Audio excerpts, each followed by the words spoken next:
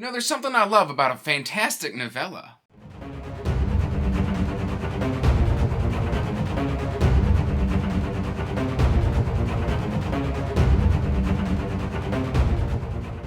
Hey everyone, welcome back to Andrew's Wizardly Reads, and as always guys, I am Andrew. Today guys, we're here to talk about a little novella, but before we get into that, please like this video and subscribe to the channel as it does help the channel grow, and you can check the description box down below for links to all my social media, including information about my Patreon, the Discord, all my other social media links. It's all there for you to explore. Now, the novella that we are covering today is Your Blood and Bones by J. Patricia Anderson. She is also the author of Daughters of Tith. This is a much beefier book, so I wanted to try out her work with something a little shorter, and since these were both review copies sent in the same box, I decided to try the novella first.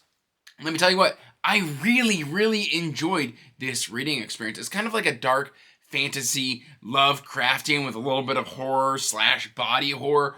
All of that is in here, but, I mean, in just like, I think 150 pages, we get two protagonists. They are unnamed, boy and girl, who live on this little island village. And basically, we kind of start the story with them running for their lives because they live in a world where if they have these certain mutations where they are deemed monsters, they are dismembered and basically burned, and their like body parts can be used for magic, their blood, and like they've got like feathers and stuff underneath their skin, and they're like transforming almost into what seems to be bird people.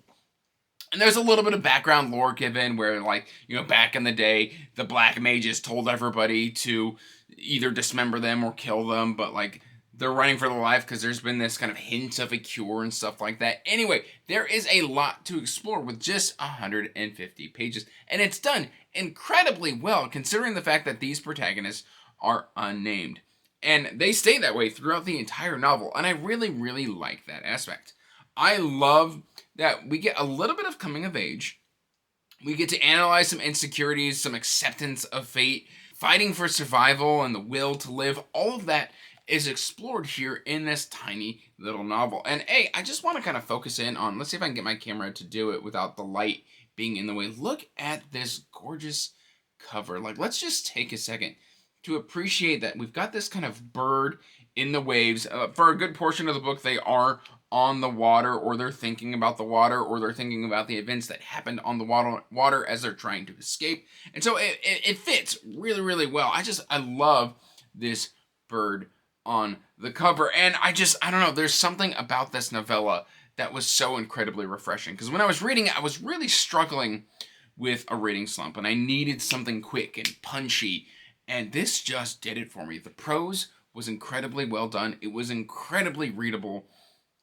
And the relationship between the boy and the girl is very fluid and dynamic. And, like, you know, he's obviously a bit more on the aggressive side, but at the same time, when something needs done, like, she can step in and save him. And it's just, there's so much going on in the story that I feel like I would need to read this 2 to 3 times just to get every single detail, because there's some really hard-hitting themes that are explored within it.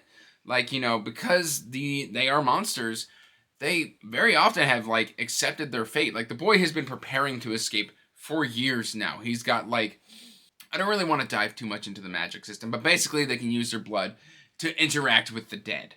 And I think that's very interesting. Like, they can, like, remove, like, basically what's happening is the feathers are growing out underneath their skin, and then it, like, shoots through almost like a little bit of, like, a feather nub. I don't know if you've ever, like, plucked a chicken or something like that, and it's got those little bumps. That's where the feathers connect.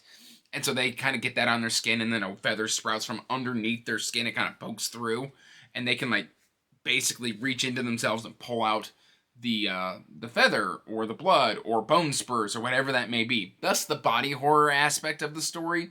But they can do that, and then they can burn it, or they can, like, drink their own blood, and they can interact with dead creatures or dead people or just whatever happens to be dead in the environment around them. There is a little bit of a very horrific aspect, but it's not done in such a gratuitous and obviously, like, what is shock value sort of way. Like, it's not doing it to go like, ooh, body horror. It's like, hey, we're in a life or death situation.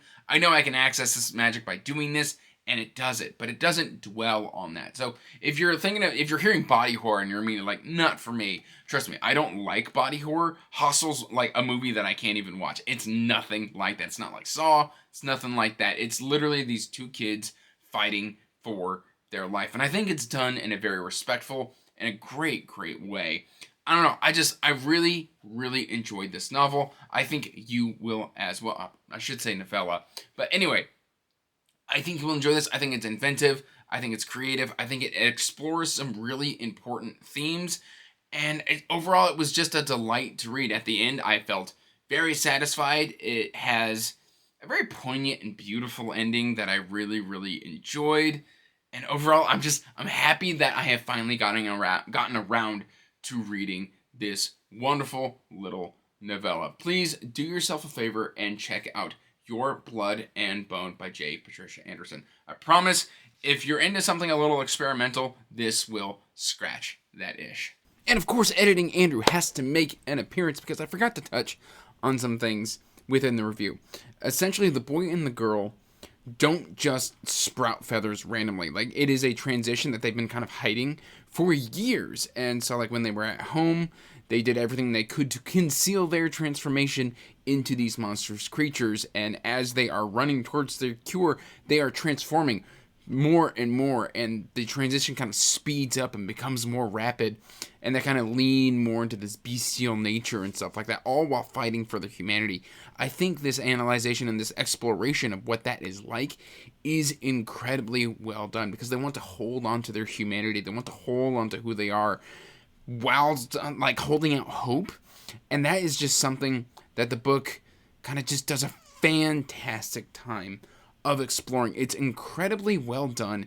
It's beautiful, and the themes in this story just kind of resonated with me at the time of reading. I felt for these characters, and it is delivered in such a way that it just drew empathy for me. No matter what was happening on the page, I empathized with these characters because all they wanted to do was live their life. And at the end, like, it felt like the world and circumstance was against them simply through a mishap of birth. And I loved the analyzation and the themes that are explored within the book. That's all I've really got for you today, guys. Please let me know in the comments down below if this sounds interesting. Is it something that you would be interested in checking out? I would love to hear your thoughts in the comments section down below, or if you've got any other really cool kind of novellas that you think I should be checking out, let me know in the comment section down below as well. I always appreciate a good recommendation. But like I said earlier, that's all I've really got for you today, guys. So till next time, peace out, stay magical, bye. And as always, I want to give a huge thank you to my patrons. Thank you for supporting my passion and my hobby.